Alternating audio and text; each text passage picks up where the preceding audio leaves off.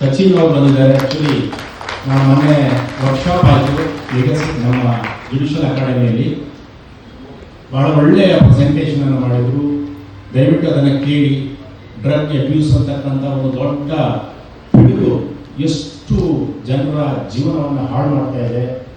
ಅದರಲ್ಲಿ ನಾವು ಇವತ್ತದೇ ಸಾಹೇಬ್ ಹೇಳಿದಾಗೆ ಯಾವುದೋ ಒಂದು ಹಣಕ್ಕೆ ಆಸೆ ಪಡ್ಕೊಂಡು ನಮ್ಮ ಮನುಷ್ಯನ ದುರಾಸೆ ಲಿಮಿಟ್ ಇಲ್ಲ. ಬುದ್ಧ ಹೇಳಿದ ಹಾಗೆ ಆಸೆಯೇ ದುಃಖಕ್ಕೆ ಮೂಲ. ಎಷ್ಟು ನಮ್ಮ ಆಸೆ ಮಾತ್ರ ಅಲ್ಲ, ನಮ್ದು ದುರಾಸೆ. ಆಸೆ ದುಡ್ಡು ಅಂತ ಹೇಳಿ ಯಾಕೆ ನಾವು ಮಾಡ್ತೀವಿ? ಮನೆ ಒಂದು ಪ್ರಕರಣ ಆಯಿತು, ಇದೊಂದು ಹೇಳಿ ನಾನು ಮುಕ್ತಾಯ ಮಾಡ್ತೇನೆ. ಇದು ಆಗಿದ ಘಟನೆ. ಕರ್ನಾಟಕ ರಾಜ್ಯದಲ್ಲಿ ಒಬ್ಬರು ಹಿರಿಯ, ನಾನು ಹೆಸರು ಹೇಳೋದಿಲ್ಲ, ಒಬ್ಬ ಹಿರಿಯ ಅಧಿಕಾರಿ ಸಿಕ್ಕಾಪಟ್ಟೆ ಪ್ರಾಪರ್ಟಿ, ಬೇನಾಮಿ ಪ್ರಾಪರ್ಟಿ, ಎಲ್ಲೆಲ್ಲಿ ಪ್ರಾಪರ್ಟಿ ಇದೆ ಅಂತ ಗೊತ್ತಿಲ್ಲ. ಅವರು ಚಾರ್ಟರ್ಡ್ ಅಕೌಂಟೆಂಟು, ಅವ್ರು ಹೇಳಿದ್ದು. ಸೊ ನೂರಾರು ಪ್ರಾಪರ್ಟಿ, ಅದು ಎಷ್ಟು ಸಾವಿರ ಪ್ರಾಪರ್ಟಿ ಸರ್ಕಾರಿ ಅಧಿಕಾರಿ ಅವರು. ಆಮೇಲೆ ಅದ್ರಲ್ಲಿ ಒಬ್ಬರು ಬೇನಾಮಿ ಅಂತ ಹೆಸರಿದ್ದಾಗ ಅವನಿಗೆ ಕ್ಯಾನ್ಸರ್ ಬರುತ್ತೆ. ಡೆತ್ ಬೆಡಲ್ಲಿದ್ದಾನೆ. ಸೊ ಇವ್ರಿಗೆ ಫೋನ್ ಮಾಡಿ ಹೇಳ್ತಾನೆ, ಸರ್ ನಾನು ಹೆಚ್ಚು ದಿವಸ ಇಲ್ಲ, ಸೊ ಆ ಪ್ರಾಪರ್ಟಿ ಏನಿದೆ ವಾಪಸ್ ತಗೊಂಡ್ಬಿಡಿ ಅಂತ ಹೇಳಿ.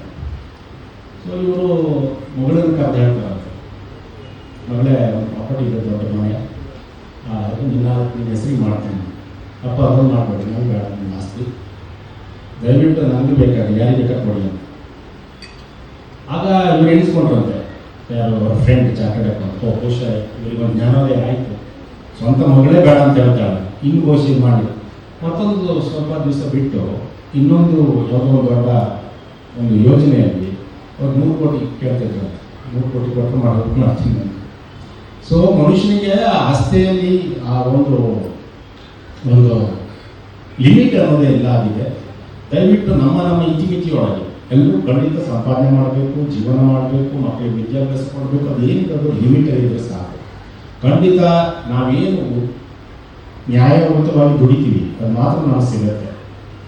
ಅನ್ಯಾಯದಲ್ಲಿ ಮಾಡಿದ್ದು ಯಾವುದೂ ಉಳಿಯೋದಿಲ್ಲ. ಅದು ಎರಡು ಹೆಚ್ಚನ್ನು ಒಂದು ಜನ್ರೇಷನ್ಗೆ ಬರ್ಬೋದು. ಬಟ್ ನೀವು ನೋಡಬೇಕಾದ್ರೆ ಭಾಳ ದುಡ್ಡು ಮಾಡಿ ಕರಪ್ಷನ್ ಮಾಡಿದ ಮಕ್ಕಳು ಎಷ್ಟು ಕಷ್ಟದಲ್ಲಿದ್ದಾರೆ, ಅವರು ಎಷ್ಟು ದಾರಿ ತಪ್ಪಿದ್ದಾರೆ.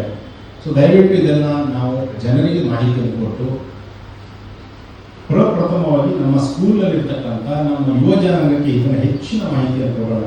ಅವರಿಗೆ ಸರಿದಾರಿ ತರಲಿಕ್ಕೆ ಮತ್ತು ಅವರನ್ನು ನ್ಯಾಯಯುತವಾಗಿ ನಡೀಲಿಕ್ಕೆ ಹೆಚ್ಚು ಸ್ಫೂರ್ತಿಯನ್ನು ಕೊಡೋಣ ಅಂತ ಹೇಳ್ತಾ ನಾನು ಮಾತನ್ನು ಸಾಹೇಬರು ಇದು ಇಂಟರ್ನೆಟ್ ಅಲ್ಲಿ ನೀವು ಚೆಕ್ ಮಾಡಬಹುದು. ಪಂಜಾಬಲ್ಲಿ DGP ಆಗಿದ್ರು. ಅವ್ರು ಹೇಳ್ತಾರೆ, I can face the terrorist. ನಾವು ಟೆರರಿಸ್ಟ್ ಸಹ ಫೇಸ್ ಮಾಡಬಹುದು.